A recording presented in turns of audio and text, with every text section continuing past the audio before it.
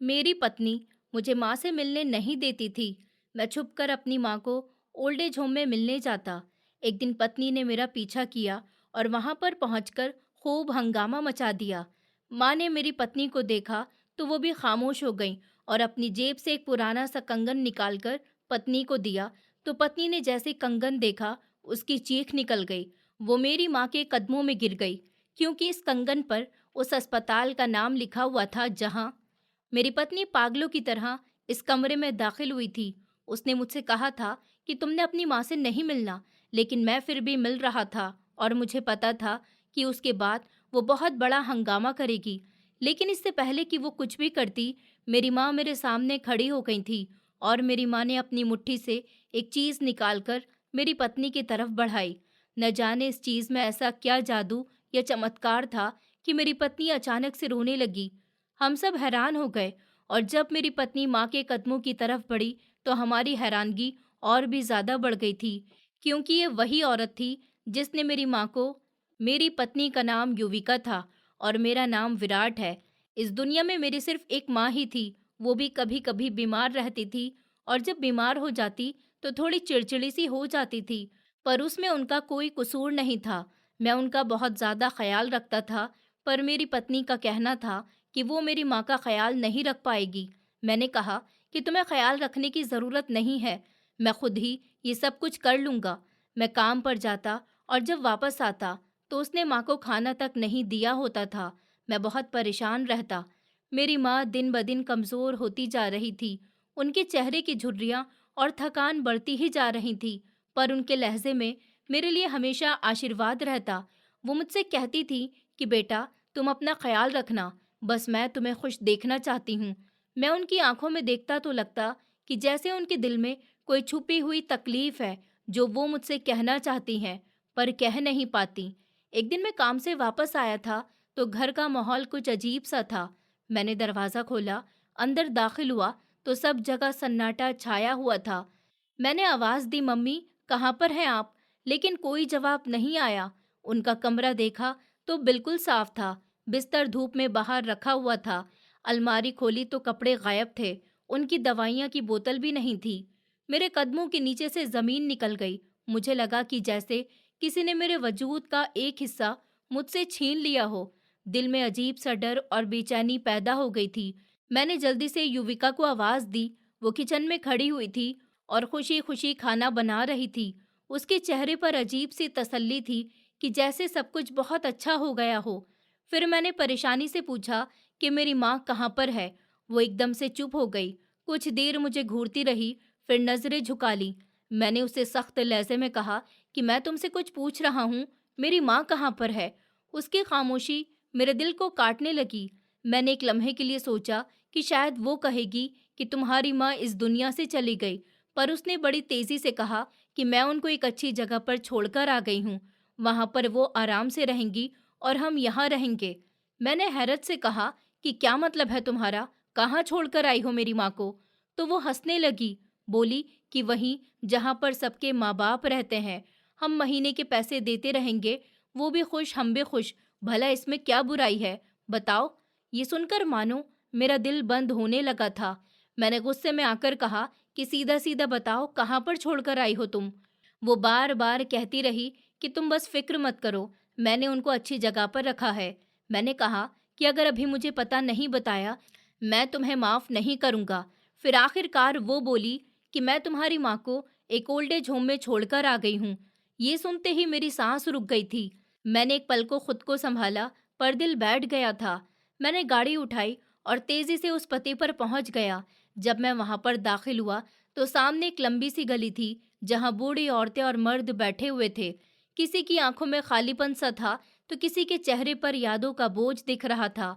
मेरी नजरें एकदम से उस चेहरे को तलाश कर रही थी कि अचानक से कोने में कुर्सी पर मेरी माँ नजर आई। वो सीधी बैठी हुई थी, चेहरा पीला और आंखों में खामोश से आंसू थे। जब उन्होंने मुझे देखा तो हल्की सी मुस्कुराहट चेहरे पर आई। बोली कि विराट, तुम आ गए हो।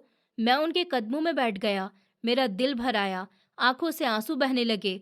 मैंने कहा कि मम्मी, मैं आपको लेने के लिए आया हूँ। वो बोली कि बेटा, कोई बात नहीं, मुझे यहाँ पर छोड़ दो, मैं ठीक हूँ। मैं जानती हूँ कि तुम बिजी हो, पर मुझे तुम्हारी याद आती है।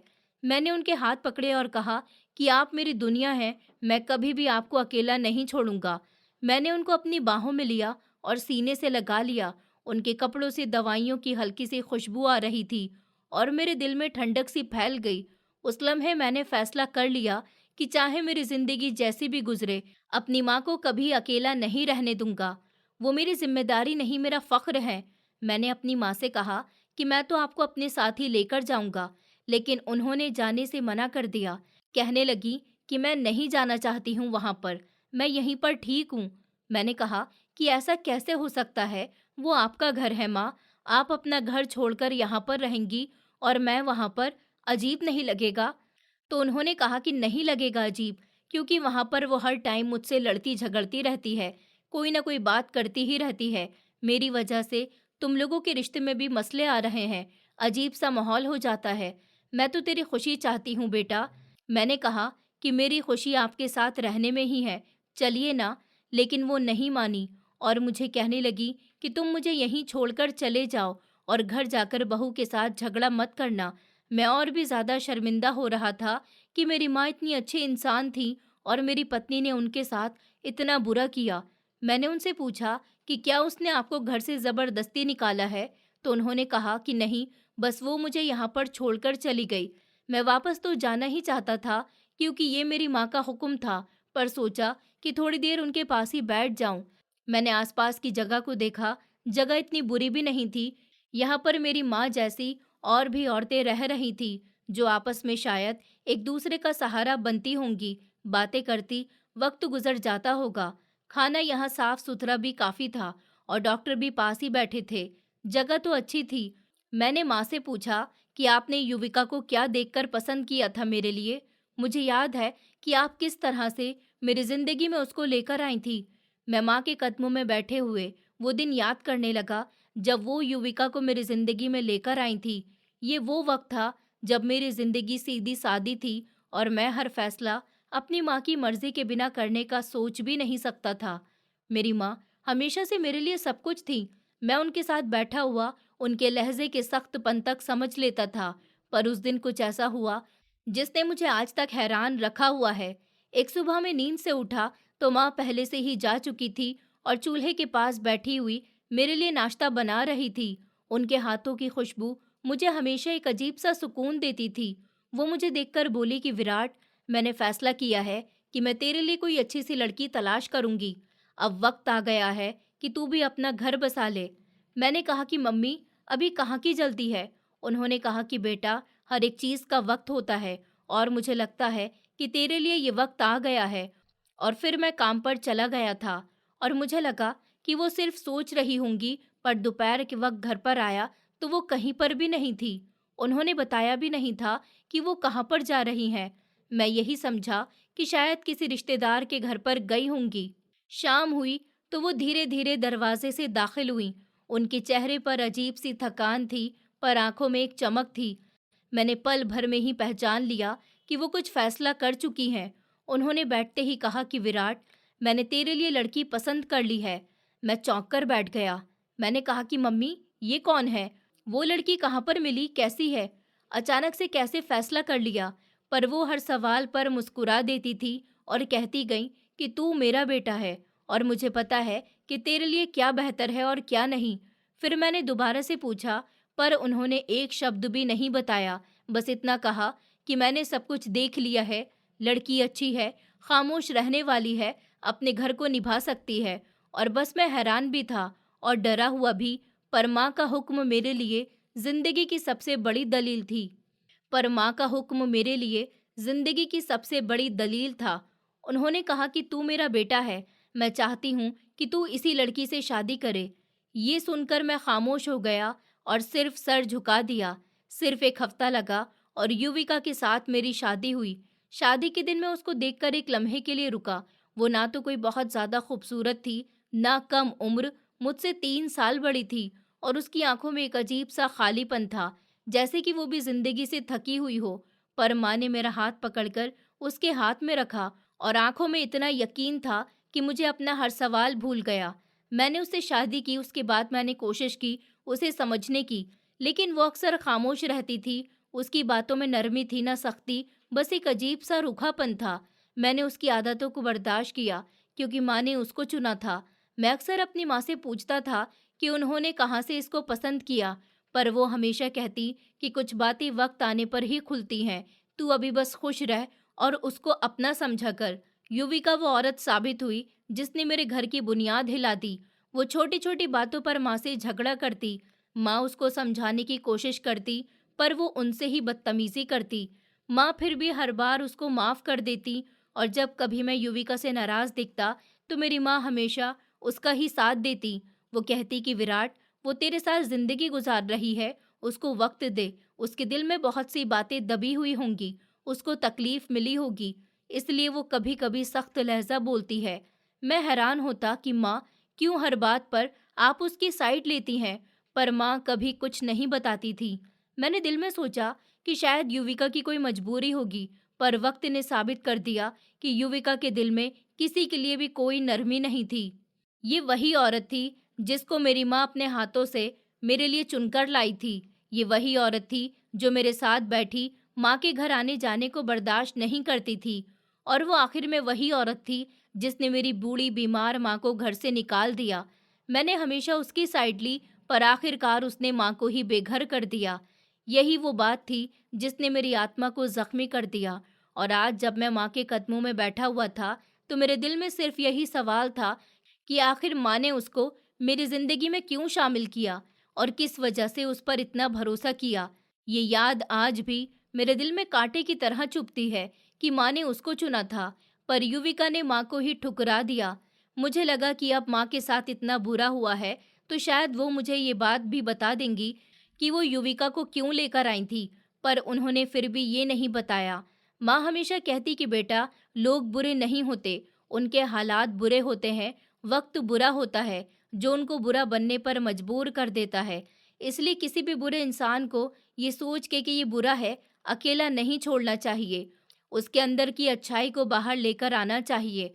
माँ ने मुझे समझाया कि तुम वापस जाओ और अपनी पत्नी के साथ रहो। देखो उसके व्यवहार में क्या फर्क आता है। अगर वो फर्क दिखा तो फिर ठीक, नहीं तो फिर उसको और समझाना। मैंने कहा कि फिर समझाने के लिए क्या रह जाएगा, मैं उसे छोड़ दूंगा। तो माँ ने कहा कि ऐसा गलती से भी मत करना, तुम्हारा बाप भी मुझे छोड़ गया था, देखो मेरा क्या हाल हो गया। किसी की बेटी के साथ ऐसा नहीं करना। पता नहीं मेरी माँ किस मिट्टी की बनी हुई थी, इतना सब कुछ बर्दाश्त करने के बाद भी वो युविका का ही साथ दे रही थी। खैर मैं वापस घर पर आ गया। जब मुझे घर आते हुए देखा तो फौरन से मेरे सामने आकर खड़ी हो गई थी। उसके हाथ कमर पर थे और चेहरे पर अजीब सा भरोसा। वो मुझे देखकर बोली कि हो गई तसल्ली, कि मैं तुम्हारी माँ को सड़क पर फेंक कर तो नहीं आई हूँ, वरना आजकल बहुएं ऐसी भी हैं जो इस तरह की सास के साथ यही करती हैं, लेकिन मैंने ऐसा कुछ भी नहीं किया। उसके लहजे में अजीब सा गुरूर था, जैसे मुझे उसके इस एहसान पर शुक्रगुजार होना चाहिए। मैं अंदर से जल उठा, पर फिर भी खामोश रहा। वो मेरी तरफ देखकर बोली, और अब तुम मुझसे वादा करो कि तुम बार बार उनसे मिलने नहीं जाओगे। मैं रुक गया। मेरा दिमाग माँ के दरवाजे पर बैठे होने की तस्वीर में अटका हुआ था। मैंने उससे कहा कि मैं मिलने भी नहीं जाऊं उनसे। अब क्यों? युविका ने एकदम तेज आवाज में कहा कि वो तुम्हारे कान भरेंगी। अब भला मैं उसको कैसे बताता कि मेरी माँ ने तो जिंदगी भर मेरे कान में उसके हक में बातें भरी थी। वो हर लड़ाई में युविका का साथ देती थी और कहती कि बहू का दिल जीत लो, पर युविका को ये सब याद ही नहीं था। मैं खामोश हो गया, कोई जवाब नहीं दिया। तो युविका ने दोबारा से कहा कि वादा करो मुझसे कि तुम मिलने नहीं जाओगे। मैंने बहुत मुश्किल से कहा कि हाँ, नहीं जाऊंगा मिलने। तो वो फौरन से तसल्ली से हो गई, जैसे उसने कोई बड़ी जंग जीत ली हो। उस दिन उसका मूड बहुत ज्यादा अच्छा था। वो बार बार मुस्कुरा रही थी। मैं हैरान था कि ये वही है जो हर वक्त नाराज रहती थी और हर वक्त किसी न किसी बात पर जलती भुनती रहती थी। उसने पहले ही अच्छा खाना बना रखा था, मेरे सामने खाने की टेबल पर सजा दिया। वो मेरे लिए खाना निकाल कर लेकर आई। खाना तो देखने में स्वादिष्ट लग रहा था। फिर पहली बार ऐसा हुआ कि वो मेरा हाथ पकड़कर मेरे मुंह में पहला निवाला डालने लगी। मैं हैरत से उसको देखता रह गया। वो कहने लगी कि मैं तुमसे बहुत प्यार करती हूँ। मैं अंदर से घबरा गया, क्योंकि ये युविका कभी ऐसा नहीं करती थी। उसके लहजे में पहली बार नरमी थी और इस नरमी ने मुझे हैरान कर दिया। मैं अभी तक परेशान था, लेकिन जब पूरा एक हफ्ता गुजर गया और युविका का व्यवहार मेरे साथ इतना ज़्यादा नरम रहा कि हर बात प्यार से करती, वो हर रोज़ मेरा इंतज़ार करती, घर में सुकून रहता, तो मुझे भी अच्छा लगने लगा। मर्द को बुरा नहीं लगता कि घर का माहौल अच्छा हो, पत्नी प्यार से पेश आए। एक और बात जिसने मुझे हैरान किया, ये बहुत ही फ़िक्र की बात थी। युविका शुरू से ही कह रही थी कि मैंने तुम्हारी औलाद नहीं पैदा करनी। वो उस बात पर बहुत सख्त थी। उसने एक बार साफ शब्दों में कहा था कि मैं ये ज़िम्मेदारी नहीं उठाऊँगी, लेकिन अब वो खुद ही कहने लगी कि मैं तुम्हारे लिए औलाद भी पैदा करूँगी और उसका ये बदलता हुआ व्यवहार मेरे दिल में उम्मीद भी जगा रहा था और सवाल भी। लेकिन मैंने खुद को समझाया कि शायद युविका बदल रही है, शायद अब घर सही शब्दों में आबाद हो जाएगा। मैं माँ से चोरी छुपे मिलने ज़रूर जाता था। मैं कैसे नहीं जाता, माँ तो मेरे दिल का टुकड़ा थी। मैं भला उनको अकेला कैसे छोड़ सकता था। उनकी आंखों में मेरा इंतज़ार होता था, इसलिए मैं हफ्ते में 2-3 बार उनसे ज़रूर मिलने जाता, पर युविका को नहीं बताता था, क्योंकि वो इस बात को अपनी दुखती रग बना चुकी थी। वो बार बार कहती कि बस तुम अपनी माँ से मिलने नहीं जाओगे, और अगर मुझे पता चला कि तुम गए हो तो फिर मुझसे बुरा कोई नहीं होगा। मैं शरीफ आदमी था, इसलिए पत्नी से डर जाता था। एक शरीफ आदमी ही अपनी पत्नी से डरता है और वो बात जानकर भी बर्दाश्त करता है, ताकि घर में लड़ाई झगड़े नहीं हो, घर नहीं टूटे। पर अंदर से मैं टूट रहा था, क्योंकि मुझे अपनी माँ से दूर रहने के वादे पर खुद से शर्मिंदगी महसूस होती थी। ये वो राज था जो मेरे दिल में पलता जा रहा था और मुझे खामोशी से जला रहा था। मैं जब अपनी माँ से मिलने के लिए आता तो दिल में एक अजीब सी शर्मिंदगी और बेबसी लिए था, पर उनके सामने जाते ही मेरे सारे दुख जैसे थम जाते। मैं हमेशा उनके लिए बहुत सी चीज़ें लेकर जाता, कभी फल, कभी मिठाई, कभी बिस्किट, तो कभी और उनकी पसंद की कोई छोटी सी चीज़। वो जब पैकेट खोलती तो आंखों में बचपन जैसी खुशी आ जाती। वो सब चीज़ें खुद नहीं रखती, बल्कि अपने आसपास बैठी हुई सब औरतों में भी बांट देती, जैसे खुशी भी बांटने से बढ़ती हो। माँ मेरे सामने बैठ जाती और हमेशा की तरह सबसे पहला सवाल यही करती कि युविका ठीक है। मैं जानता था कि वो ये सवाल क्यों करती हैं।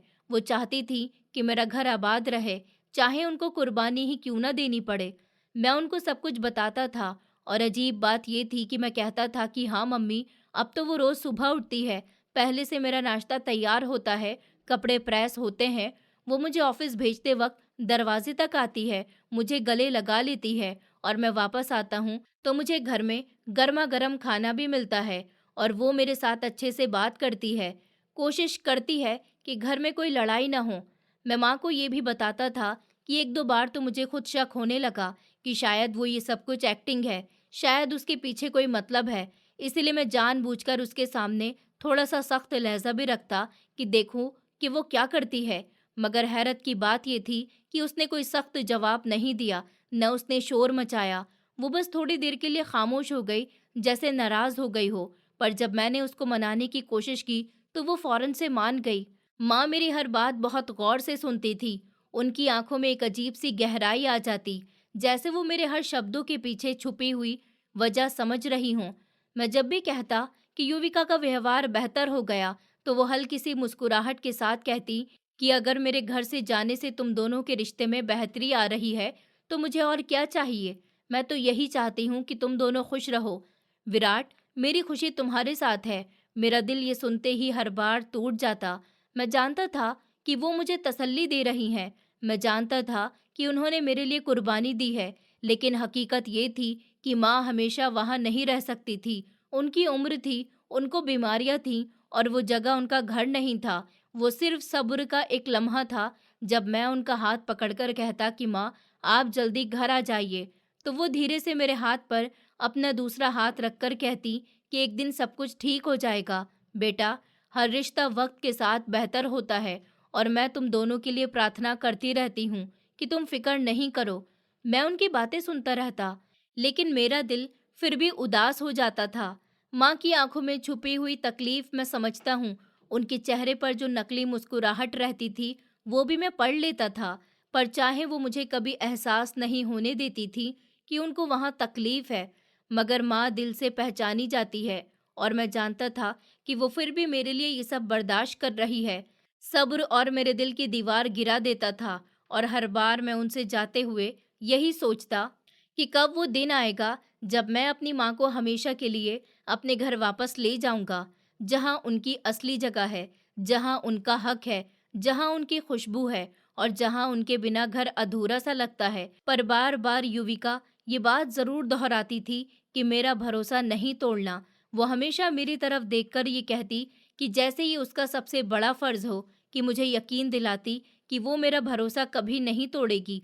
मैं अंदर से हैरान हो जाता कि ये वही युविका है जो पहले हर बार में सख्त और नफरत भरी लगती थी। अब उसका व्यवहार ऐसा नरम और मेहरबान हो गया था कि दिल चाहता था बस उसको देखता रहूं। मेरी माँ भी वैसे युविका जैसी ही थी। मेरी माँ भी अपनी बातें बहुत कम कहती, अपने दिल के राज में छुपाए रखती। वो मुझे हर चीज़ नहीं बताती थी, पर उनकी मौजूदगी और उनकी हर बात से मुझे पता चल जाता था कि वो क्या सोच रही हैं। और उनकी खामोशी में भी इतना प्यार छुपा होता कि दिल बहल जाता। युविका ने भी मुझे अपने खानदान के बारे में, अपने माँ बाप के बारे में कभी कुछ नहीं बताया। वो हर राज छुपाती रही, जैसे वो भी मेरी माँ की तरह अपने मामलों में सब्र और पर्दा रखती हो। मैंने सोचा कि माँ तो चलो बड़ी है, अगर कुछ नहीं बता रही है, लेकिन युविका की भी कोई वजह होगी। पर युविका तो मेरी पत्नी है और पति पत्नी में ऐसा कोई खास पर्दा नहीं होता, कोई राज भी नहीं रहता। एक बंदा छींक भी मारे तो दूसरे को पता चल जाता है कौन है। युविका ने हर बार खामोशी बनाई रखी। मैंने कई बार पूछा कि तुम मेरी माँ से कैसे मिली थी, क्या बातें हुई थी कि अचानक से शादी का फैसला हो गया। पर उन्होंने कभी साफ जवाब नहीं दिया। वो बस कहती थी कि जब तुम्हारी माँ ने तुम्हें नहीं बताया तो मैं क्यों बताऊं, मैं तो तुम्हारी सगी नहीं हूं ना। मैं अंदर से हैरान हो जाता कि पत्नी सगी नहीं होती, लेकिन फिर वो कहती कि पत्नी सगी नहीं होती, सगी तो सिर्फ माँ बाप होते हैं, भाई बहन होते हैं, रिश्तेदार होते हैं। तभी तो पत्नियों के साथ तुम मर्द ऐसा सुलूक करते हो। कि मैं खामोश हो जाता, क्योंकि उसके लहजे में एक अजीब सी सख्ती दिखाई देती जो रोक नहीं सकी जाती। मैंने ये नोट किया कि पहले उसके दिल में सिर्फ नफरत ही नफरत थी, मेरे लिए नहीं, सोसाइटी के लिए, लोगों के लिए। लेकिन आजकल वो बिल्कुल बदल गई थी। उसकी आंखों में पहले जो सर्दी और दूरी थी वो खत्म हो गई। अब उसमें नरमी और समझदारी थी। मैं महसूस कर सकता था कि अब वो दिल से सोच रही है और अब वो सिर्फ अपना घर और अपना रिश्ता चाहती थी। माँ ये भी कहती थी कि ये हर एक की किस्मत में होता है और फिर एक दिन हकीकत सामने आ जाती है, सब कुछ ठीक हो जाता है। तुम लोगों को भी एक दिन सब कुछ पता चल जाएगा। मैं उनके लहजे में सुकून सुनता और खुद को तसल्ली देता, शायद सच में ऐसा ही होगा। एक दिन सब कुछ साफ हो जाएगा और दिल भी पसंद से खो जाएगा। और सबसे अजीब बात ये थी कि माँ वहाँ पर बैठकर बहुत खुश थी। अपना वो घर जो माँ ने खुद मेहनत मजदूरी करके बनाया था, क्योंकि पापा तो छोड़कर चले गए थे। वो घर अब संभालना माँ के लिए आसान नहीं था, पर वो बिल्कुल तसल्ली से चली। उनके चेहरे पर सुकून की रोशनी, आंखों में तसल्ली। वो खुद अपने बनाए हुए घर की कदर और अपनी मेहनत की अहमियत समझ रही थी। वो जानती थी कि असली सुकून बाहर नहीं होता, उसको बाहर से भी सुकून नहीं मिलता, चाहे कुछ भी कर ले।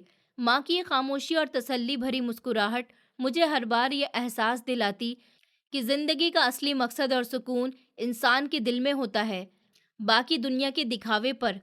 मुझे ये नहीं पता था कि मेरी पत्नी को मेरी हरकतों पर शक हो गया था। शायद वो हर दिन जो छोटी छोटी बात नोट करती थी वही उसके दिल में सवाल पैदा कर रही थी। मैं अपनी माँ के लिए जो चीज़ ले जाता और उन पर खर्च करता वो सब उसकी नज़र में आ गया था। शायद इसीलिए उसको शक हुआ कि मैं कुछ छुपा रहा हूँ। क्या मेरे इरादे साफ नहीं? एक दिन मैं अपनी माँ से मिलने के लिए इस ओल्ड एज होम में मौजूद था। वहाँ की खामोशी में सिर्फ उन बूढ़ी औरतों के ही बोल सुनाई दे रहे थे और माहौल में सुकून था।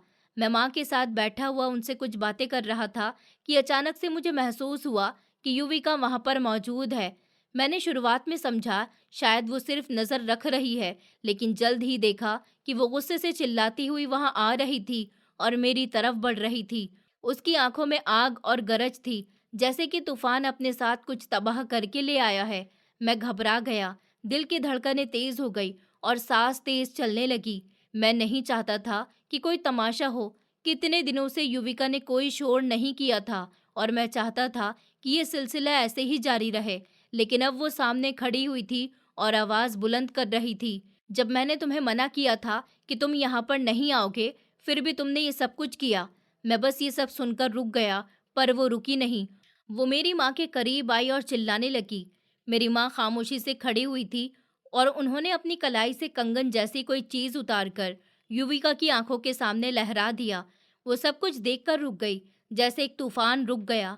वो हैरान और डरी हुई तो नहीं लग रही थी, साथ ही दोनों हाथों से वो चीज़ पकड़ी और माँ के कदमों में बैठ गई और रोने लगी। मैं करीब आ गया और गौर से देखा तो ये कोई कंगन नहीं, बल्कि स्टीकर और कार्ड से बनाया गया ब्रेसलेट था, जिसको बच्चे के पैदा होते ही उसके हाथ में पहनाया जाता है और उस पर माँ का नाम, पैदाइश के वक्त और कभी-कभी बच्चे का नाम भी लिखा हुआ होता है। माँ की कलाई में भी एक ऐसी ही चीज़ थी। वो वही थी जो शायद माँ की कलाई पर हमेशा रहती थी। युविका की जुबान पर एक ही सवाल था कि ये आपके पास कैसे आया। वो बार बार यही कहती और रोती थी। मैं अंदर से परेशान था। मेरे पास हजारों सवाल थे कि यहाँ पर क्या हो रहा है। मैं समझ ही नहीं पा रहा था कि ये सब कुछ कैसे मुमकिन हुआ, ये चीज़ कैसे यहाँ पर पहुंची और इसका मतलब क्या था। मैं वहां पर रुक गया, माँ के कदमों में बैठा हुआ, माँ को देख रहा था और दिल में एक अजीब सा डर और हैरत पैदा हुई कि अगला लम्हा क्या है, क्या लेकर आएगा। अब मेरी माँ भी रो रही थी और युविका भी रो रही थी और मैं दोनों की तरफ देख रहा था। दिल में एक अजीब सी उलझन और बेबसी थी, आंखों में आंसू जम रहे थे। मैंने अंदर से पूछा और जोर से चिल्लाने ही वाला था कि मुझे आखिर कौन बताएगा कि यहाँ पर असल में क्या हो रहा है। कितने दिनों से छुपे हुए राज और मेरी जिंदगी की उलझन एक साथ मेरे सामने आ गई थी। हर लम्हा जैसे दिल को कुचल रहा है। युविका ने इस वक्त थोड़ा सा सर झुकाते हुए कहा कि मैं बताती हूँ, और मैं रुक गया, हर शब्द पर कान लगाकर सुनने लगा। उसकी आवाज़ में खूबसूरती थी, फिर धीरे धीरे बताने लगी। उसकी खामोशी में भी तसल्ली थी। उसने बताया कि जैसे तुम्हें नहीं पता कि अचानक से हमारा रिश्ता कैसे हुआ, इस तरह मुझे भी नहीं पता था। बस मेरी माँ की आखिरी ख्वाहिश थी। तुम्हारी माँ उनकी जानने वाली थी। वो चाहती थी कि रिश्ता पक्का कर दिया जाए ताकि कोई रुकावट नहीं आए, और उसने मुझे ये भी कहा था कि इस बारे में किसी को कुछ नहीं पता। चलो, इस रात से तो पर्दा हट चुका था और मैं खामोश होकर सुन रहा था। जो कुछ मुझे बताया गया, मैं पूरी कहानी एकदम से समझ गया। हर बात दिमाग में जमी हुई तस्वीरों की तरह साफ हो गई। बात ऐसी थी कि मेरी माँ और युविका की माँ बचपन से एक दूसरे की पक्की दोस्त थी। वो एक दूसरे के दुख और खुशी के हर लम्हे में साथ रहते थे। और युविका की माँ से एक गलती हो गई थी, वो बिना शादी के माँ बनने की, और इसी वजह से युविका पैदा हुई। इसी बीच मेरी माँ की नई नई शादी हो गई और मेरे पापा बाहर कंट्री में काम करने के लिए गए थे।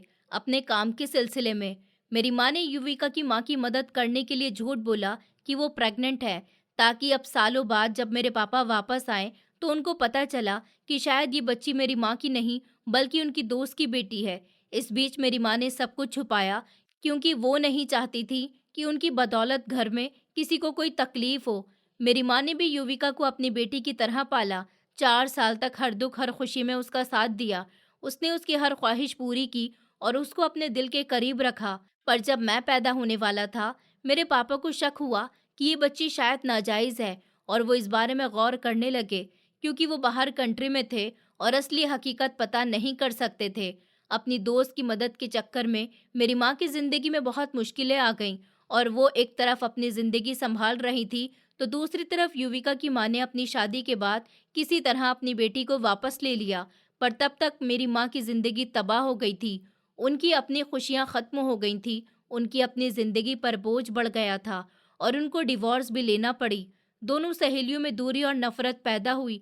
वो एक दूसरे से बातचीत बंद कर चुकी थी, पर वक्त गुजरने के बाद जब दोबारा से मुलाकात हुई तो पुरानी यादें ताज़ा हो गईं और वो एक दूसरे की ज़िंदगी में दोबारा जगह बनाने लगी। जब मेरी माँ ने देखा कि वो इस दुनिया से जाने वाली हैं, उन्होंने उनसे वादा किया कि वो अपनी बेटी की ज़िंदगी का ख्याल रखेंगी, उनको खुश रखेंगी और उसकी हर ज़रूरत का ख्याल रखेंगी। तब उन्होंने फैसला किया कि मेरी शादी युविका से कराई जाए, ताकि दोनों की खुशी और वफा बनी रहे। इस तरह अचानक से मेरी और युविका की शादी हो गई। पर आज सारे राज खुलकर सामने आ गए थे। सब कुछ क्लियर हो गया था। मैं माँ की आंखों में सुकून और तसल्ली देख रहा था, और जज्बात के तूफानों के सवाल थे, लेकिन सब कुछ समझ आ गया था। दुनिया में कभी-कभी ऐसे लम्हे भी आते हैं जब सब्र, प्यार और वक्त के साथ सब कुछ सामने आ जाता है। और आज वही लम्हा था जब सच की रोशनी ने राज को फाश कर दिया था। मैंने गुस्से से युविका की तरफ देखा और कहा कि जब तुम्हें सब कुछ पता ही था, तो फिर तुमने मेरी माँ के साथ ऐसा क्यों किया? फिर वो धीरे-धीरे बोली कि मुझे ये तो पता था कि एक औरत थी जिसने मेरी माँ की इतनी मदद की। मेरी माँ ने हमेशा मुझे अपनी दोस्त की कहानी सुनाई थी, पर मुझे ये नहीं पता था कि वो तुम्हारी माँ होगी। उसकी बातें सुनकर मैं अंदर से और ज़्यादा उलझ गया और दिल से एक अजीब सा दर्द महसूस हुआ। युविका ने धीरे-धीरे कहा कि मेरी माँ ने कभी नाम नहीं बताया था और हमेशा इस बात को छुपाया, पर ये बहुत बड़ा राज था जिसने पहले ही उनकी दोस्त का घर बर्बाद किया, साल बर्बाद कर दिया। वो बस यही कहती थी कि ये मेरी दोस्त है और मैं कहती कि ठीक किया, पर मुझे वो मिल जाए तो मैं उनका शुक्रिया ज़रूर करूँगी। और अब यह हॉस्पिटल का शोर इस बात की गवाही दे रहा था कि इस औरत ने मुझे पाल पोस कर बड़ा किया और मेरी नकली माँ होने का नाटक भी किया, वरना पता नहीं मेरे साथ क्या होता। और माफ़ी मांगने लगी। माँ ने फौरन मना किया, मेरी तरफ हाथ बढ़ाया और उसको माफ़ कर दिया। उन्होंने कहा कि तुम्हें हकीकत पता नहीं थी, इसलिए मैं अभी तक चुप थी। उसने आंसू साफ करते हुए सर हिलाया था कि बस अब हमारे साथ चलें, हम साथ ही रहेंगे। ऐसा नहीं हो सकता कि आप यहाँ नहीं रहें। मेरी माँ ने नरमी से कहा कि ठीक है, मैं वापस चलती हूँ। फिर हम माँ को लेकर घर की तरफ चल पड़े। रास्ते में युविका बार बार मेरी माँ से माफ़ी मांगती रही और मैं सब कुछ देख रहा था। उसके शब्दों में शर्मिंदगी और पछतावा झलक रहा था। मैंने उसको एक बार फिर से कहा कि कोई बात नहीं, तुम्हें भी पता नहीं था। सब कुछ समझ में आ गया और हम घर पहुंचे तो दिल में एक अजीब सा सुकून महसूस हुआ। मेरी माँ ने सब कुछ देखा और एक बार फिर से मुस्कुरा दी। मैंने उससे कहा कि तुमने जो भी किया वो अब पीछे छूट गया और मैंने दिल से उसको माफ़ कर दिया। युविका ने सर झुकाया और खामोश होकर दिल ही दिल में शुक्रिया किया। हम सब के बीच एक नरमी और सुकून का माहौल बन गया था, जैसे हर रात की गहराई से सब कुछ बाहर आकर अब हमें कोई अलग करने वाला नहीं रहा था। वो दिन सच में एक नई दुनिया की शुरुआत थी, एक ऐसा लम्हा जिसमें बीते वक्त की कड़वाहट, राज और दर्द सब कुछ खत्म और प्यार सुकून में बदल गया। और मैं, युविका, मेरी माँ एक साथ घर के दरवाजे सदा के लिए खुल गए, दिल में ये यकीन लिए कि सब कुछ ठीक हो जाएगा। कुछ महीने के बाद युविका ने करीब आकर कहा कि हमारे लिए खुशखबरी है, वो माँ बनने वाली है। मैं उसकी आंखों में चमक और होठों पर मुस्कुराहट देखकर अंदर से खुशी से झूम उठा। दिल में एक अजीब सा सुकून और खुशी का एहसास पैदा हो गया था कि जैसे जिंदगी सब बहुत हल्का हो गया। उसकी आवाज़ में खामोशियाँ प्यार के रंग भरे हुए थे और मैं उसको देखकर सोच रहा था कि अब हमारे घर में एक नई शुरुआत होने वाली है, एक नई जिंदगी के साथ हमें और करीब करेगी। युविका ने हाथ अपने पेट पर रखा और बोली कि हम जल्द ही एक छोटे से मासूम वजूद को अपने दिल में बसा लेंगे। मैंने उसके हाथ को पकड़ लिया और कहा कि हम उसका हर लम्हा खुशी से गुजारेंगे और उसको बहुत प्यार देंगे। हमारी जिंदगी में एक नई रोशनी हमारी माँ की प्रार्थनाओं से और हमारे प्यार से जगमगाएगी। हम सभी के चेहरे पर मुस्कुराहट थी, पर दिल में एक नया जोश था कि जिंदगी सच में कभी-कभी सब दुख और परेशानियों के बाद भी सब कुछ ठीक कर देती है। अब हम तीनों के लिए नया सफर शुरू होने वाला था और ये सफर प्यार, समझदारी और सुकून के साथ जीना था। अब हमारे घर में सब कुछ ठीक था। दिल में एक अजीब सा सुकून और राहत महसूस हो रही थी। घर में प्यार और खुशी का माहौल था। युविका के चेहरे पर हर वक्त मुस्कुराहट फैली रहती और उसकी आंखों में गजब की एक नई रोशनी थी जो हमारे हर दिन को खुशियों से भर देती।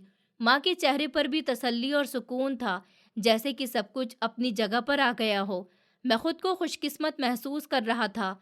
कितनी मुश्किल और उल्टे हुए हालात के बाद हमारी जिंदगी में सुकून और खुशियाँ वापस आ गईं। घर के हर कोने में हल्की हल्की नरम बातें और प्यार खुशबू थी। हम सब एक दूसरे के साथ ज़्यादा करीब महसूस कर रहे थे।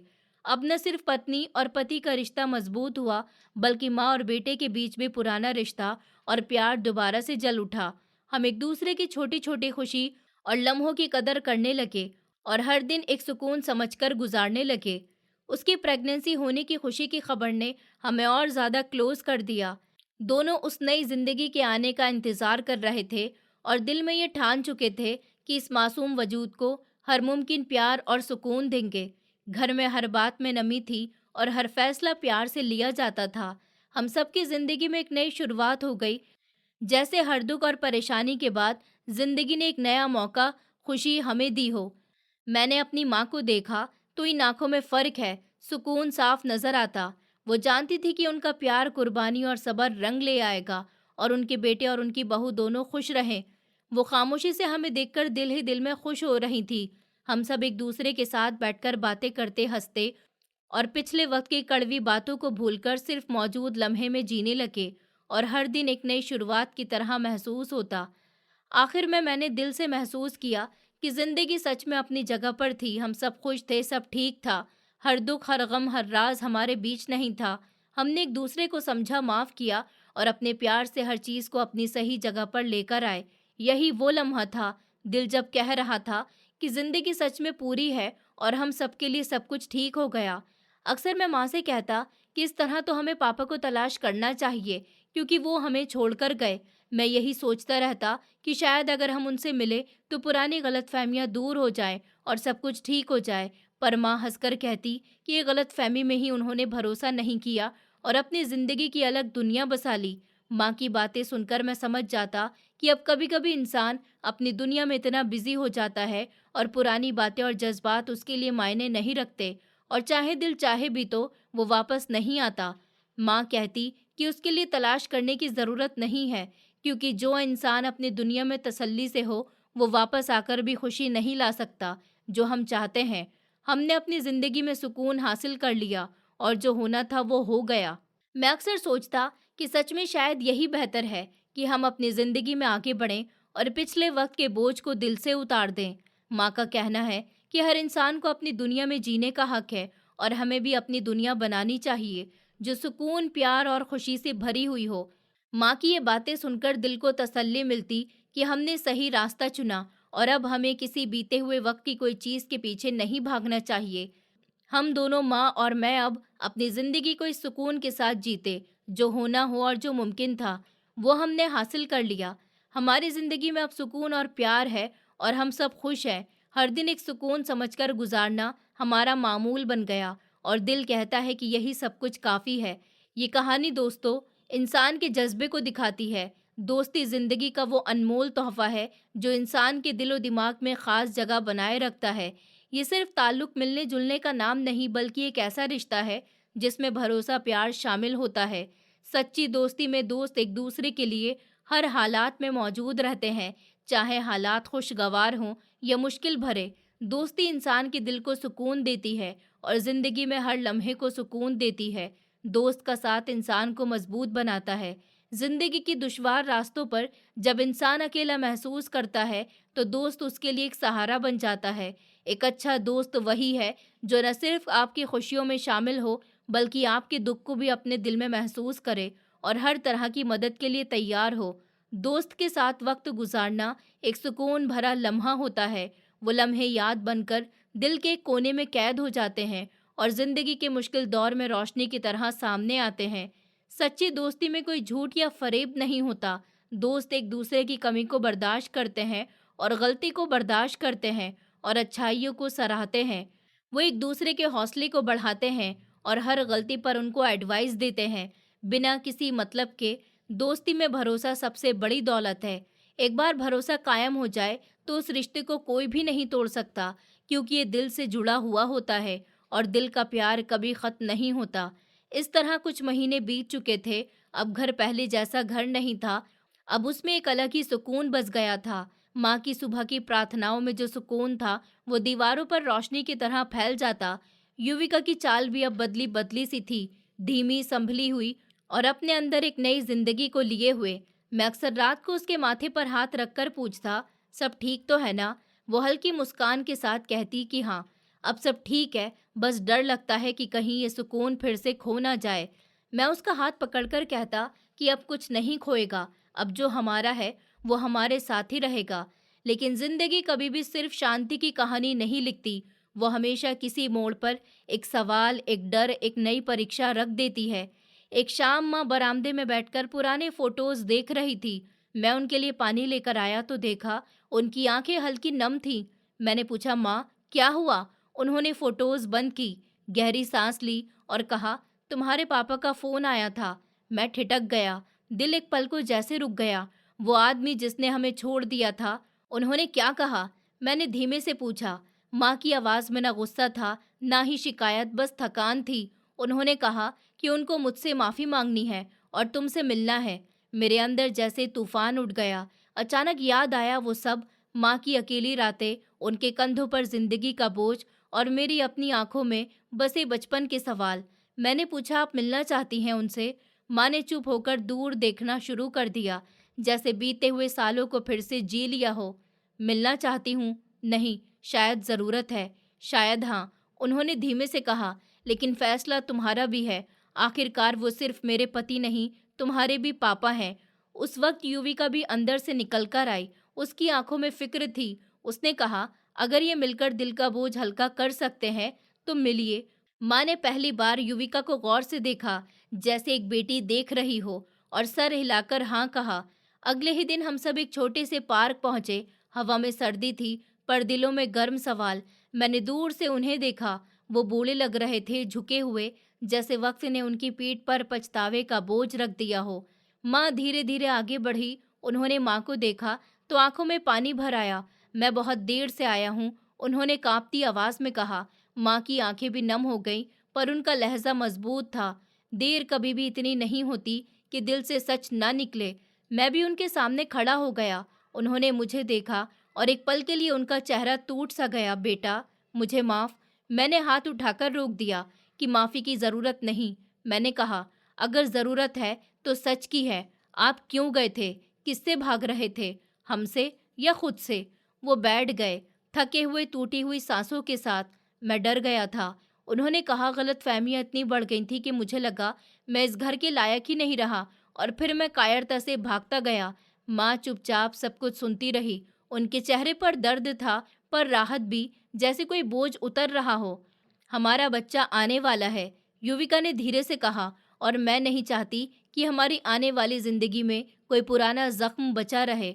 पापा ने मेरी तरफ देखा, आंखों में उम्मीद की रोशनी थी। मैंने लंबी सांस ली और कहा कि हम आपको मौका दे रहे हैं, लेकिन रिश्ता दोबारा बनाने के लिए आपको वक्त देना पड़ेगा, मेहनत देनी पड़ेगी। जिंदगी ने हमें दूसरी बार मौका दिया है, इसे बेकार मत जाने देना।